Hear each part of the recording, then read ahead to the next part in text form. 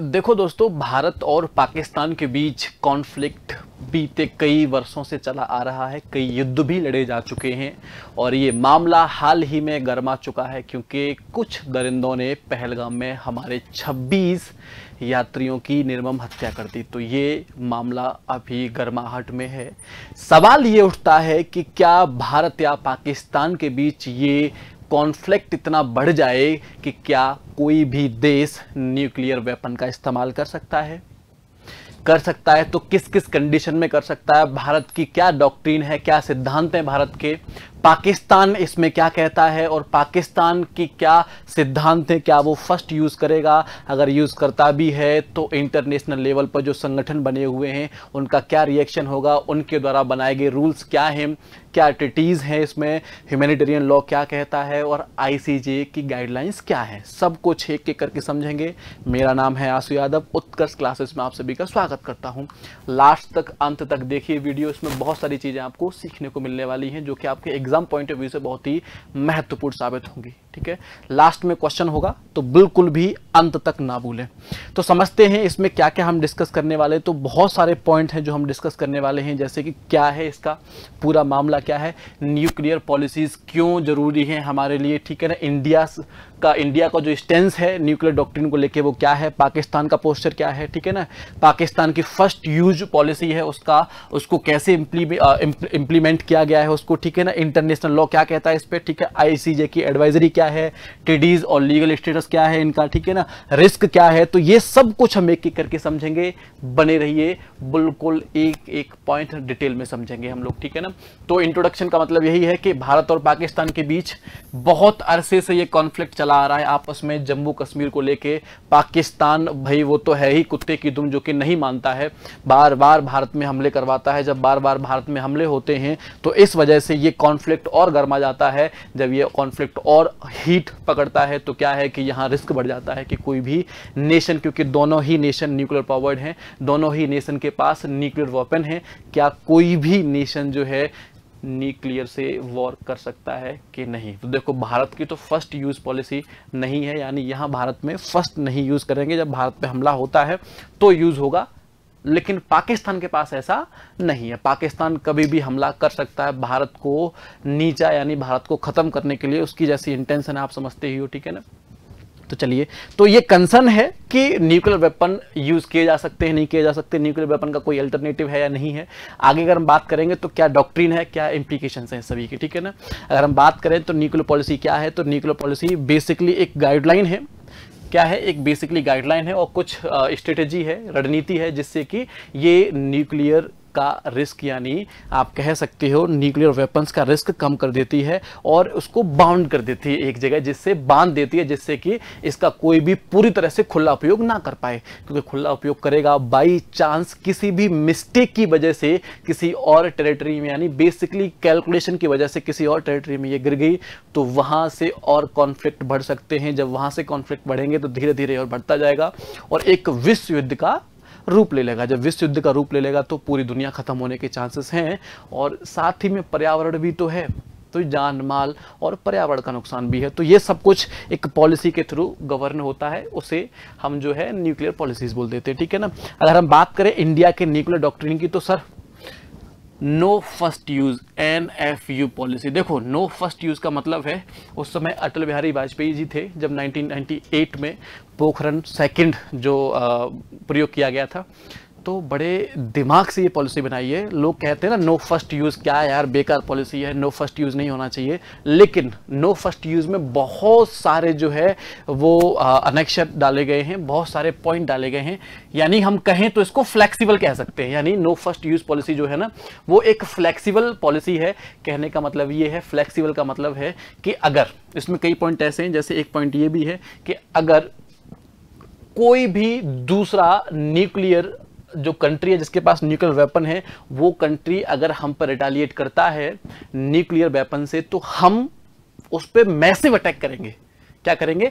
Massive attack करेंगे। और massive attack का मतलब है कि वहां सब कुछ ध्वस्त कर देंगे, सब कुछ ध्वस्त करने वाले। यानी ऐसा नहीं है कि वो बहुत छोटा ही जो है बेसिक सा जैसे छोटा सा बॉम्ब लिया, उसने किसी प्रॉपर एरिया पर डाला जिससे कि उसी एरिया को नुकसान होने वाला है, तो इंडिया भी रिटेलिएशन में उतना ही उसको नुकसान करेगा, ऐसा जरूरी नहीं है। India full fledge war declare करके उस पूरी कंट्री का नक्शा ही खत्म कर देगा। तो ये फ्लेक्सिबिलिटी में इसका काम आ जाता है। दूसरा कि अगर कोई भी न्यूक्लियर वेपन देश जो होगा, उस देश में अगर भारत के किसी भी सोल्जर के ऊपर, यानी भारत मान लो दो देश हैं, ये पाक है और एक ये इंडिया है, तो इंडिया में क्या हुआ है कि इंडिया के जो सोल्जर्स हैं वो पाकिस्तान जमीन को कब्जा लेते हैं और लाहौर की तरफ बढ़ते हैं। जब लाहौर की तरफ बढ़ते हैं, उनके फोर्सेस लाहौर की तरफ बढ़ते हैं इंडिया के, तो पाकिस्तान ने सोचा कि हम इंडिया की टेरिटरी में बॉम्ब ना डाल के अपनी ही टेरिटरी में बॉम्ब डाल देंगे, न्यूक्लियर वेपन जो है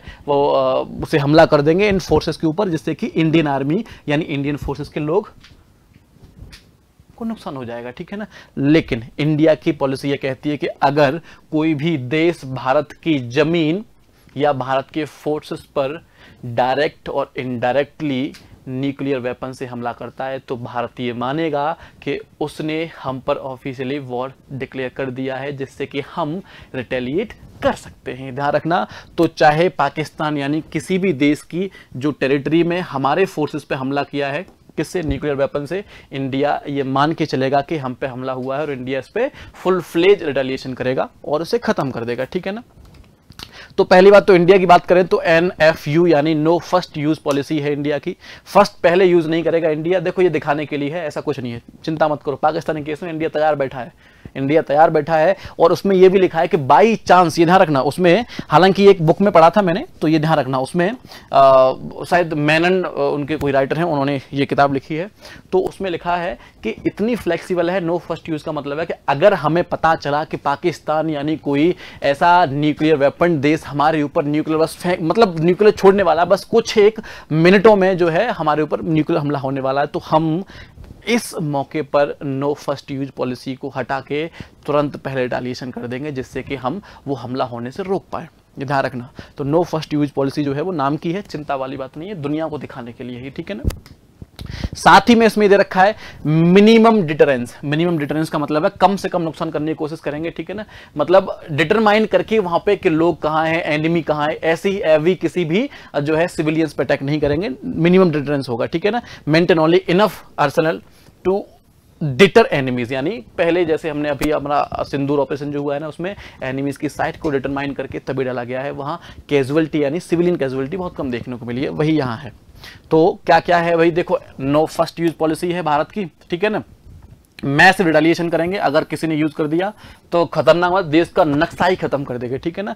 उसके बाद उसने बोल दिया force to a nuclear attack with overwhelming force. अच्छा ये तो वही है, फोर्स वाला मैंने बता दिया आपको, ठीक है ना। अगर इंडिया के फोर्स पे अपनी ही टेरिटरी में वो हमला करता है तो इंडिया मान लेगा नो फर्स्ट यूज का वॉल्यूशन, ठीक है ना। क्रेडिबल मिनिमम डिटरेंस यानी कम से कम नुकसान करने की कोशिश करेंगे जिससे कि मामला रुक जाए वहीं, ठीक है ना। ये इंडिया की न्यूक्लियर पॉलिसी है। पाकिस्तान की बात करो तो पाकिस्तान की न्यूक्लियर पॉलिसी, जब पाकिस्तान का संविधान ही काम का नहीं है तो पॉलिसी कहां से काम किया? मुझे बताओ, पाकिस्तान के लोग संविधान को सीरियस नहीं लेते हैं, पाकिस्तान के लोग डेमोक्रेसी को सीरियस नहीं लेते हैं, पाकिस्तान के लोग खुद अपने प्रधानमंत्री को सीरियस नहीं लेते हैं, तो इसको क्या सीरियस लेंगे? तो पाकिस्तान ने ये सब कुछ बनाया ही इंडिया के लिए है, सिंपल सी बात है। पाकिस्तान ने ये सब कुछ इंडिया के लिए ही बनाया है, तो सिंपल है भाई, पाकिस्तान के पास मिनिमम डिटरेंस का है। उन्होंने बोल दिया है कि हम कम से कम जो है नुकसान पहुंचाने की कोशिश करेंगे, मिनिमम डिटरेंस दिखाएंगे।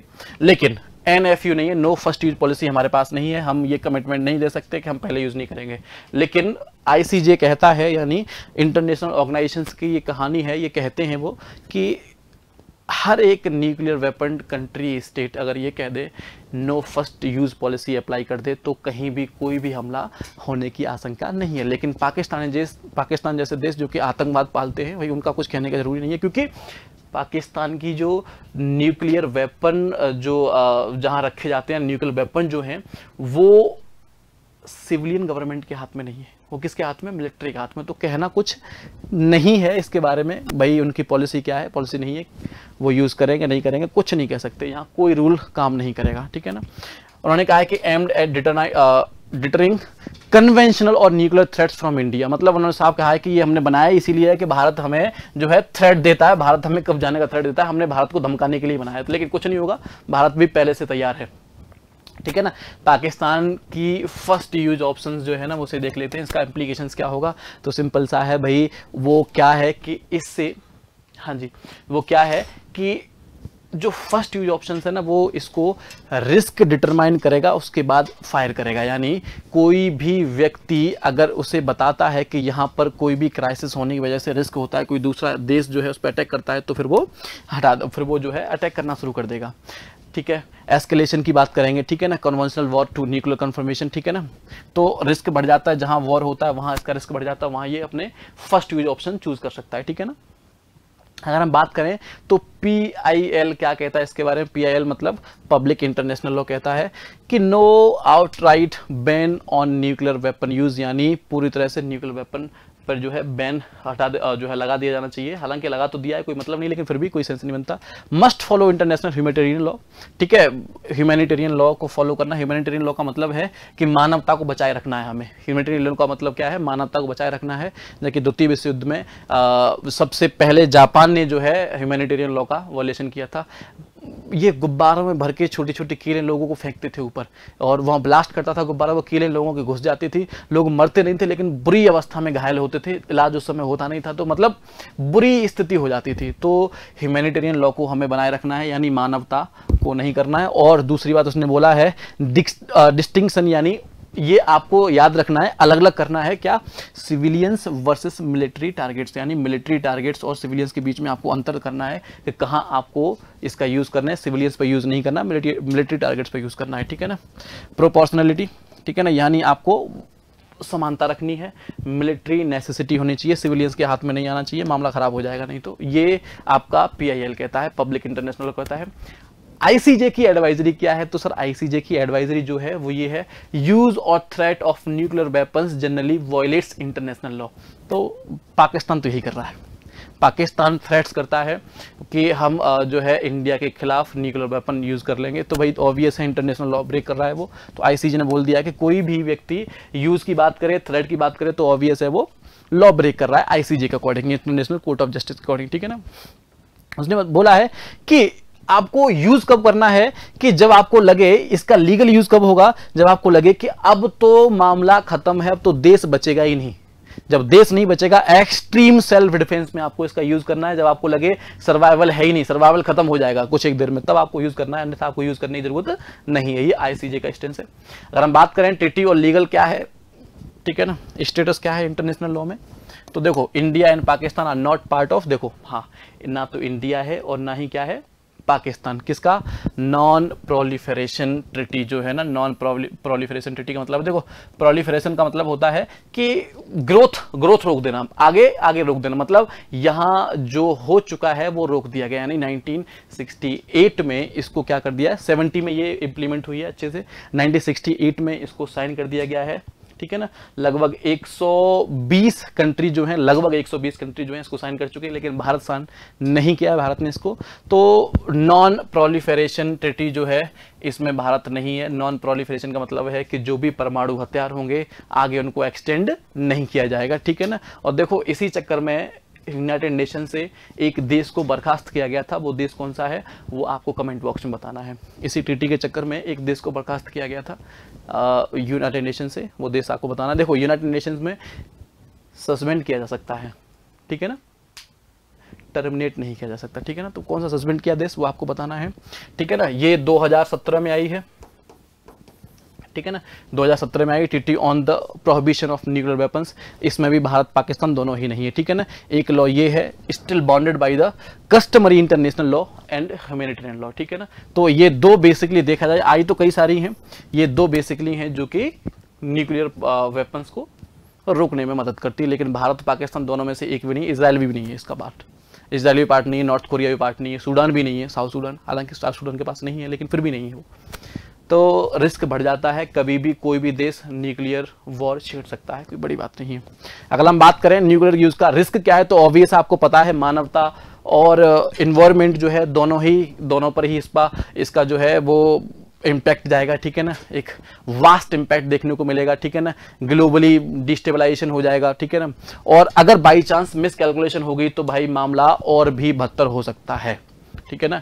क्या करना चाहिए इसमें, तो क्या करना चाहिए, सिंपल सी बात है, डिप्लोमेटिक टाइज बढ़ाने चाहिए देशों के बीच, अच्छे संबंध होने चाहिए, टीटी यानी ट्रेड अच्छे होने चाहिए, और बाकी की जो डिप्लोमेसी है इंटरनेशनल लेवल पे और बढ़ा देनी चाहिए, जिससे कि देशों के बीच कॉन्फ्लिक्ट बहुत कम से कम रहे, ठीक है ना।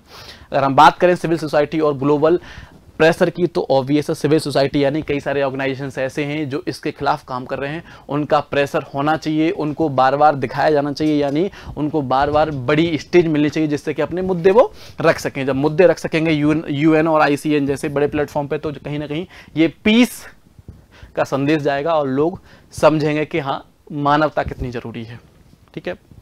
अब बात आती है, can they use nuclear weapon? Yes, technically yes, देखा जाए टेक्निकली यस कर सकते हैं, लेकिन लीगली वो बाउंडेड है, लीगली उनके हाथ बंधे हुए हैं, मोरली क्वेश्चन है, यानी अगर इथिकली यानी नैतिक रूप से सोचा जाए तो भाई ये एक क्वेश्चन खड़ा करता है कि क्या वास्तव में ये नैतिकता के साथ खड़े होके क्या न्यूक्लियर वेपन्स का यूज करेंगे। तो भाई ये क्वेश्चन है, ऑब्वियस है, और आज भी हाई रिस्क है इसका कि न्यूक्लियर वेपन जो है वो किसी भी दिशा में कोई भी देश चला सकता है, ट्रीटीज को कोई नहीं मानता। देखो भारत पाकिस्तान की बात है, क्योंकि इसी पर केंद्रित है हमारी वीडियो, तो भारत पाकिस्तान की बात करें तो पाकिस्तान ना तो किसी भी ट्रीटी का हिस्सा है और ना ही भारत है, तो नो डाउट चला सकते हैं, डिप्लॉयमेंट कर सकते हैं, और रिस्क है नो डाउट।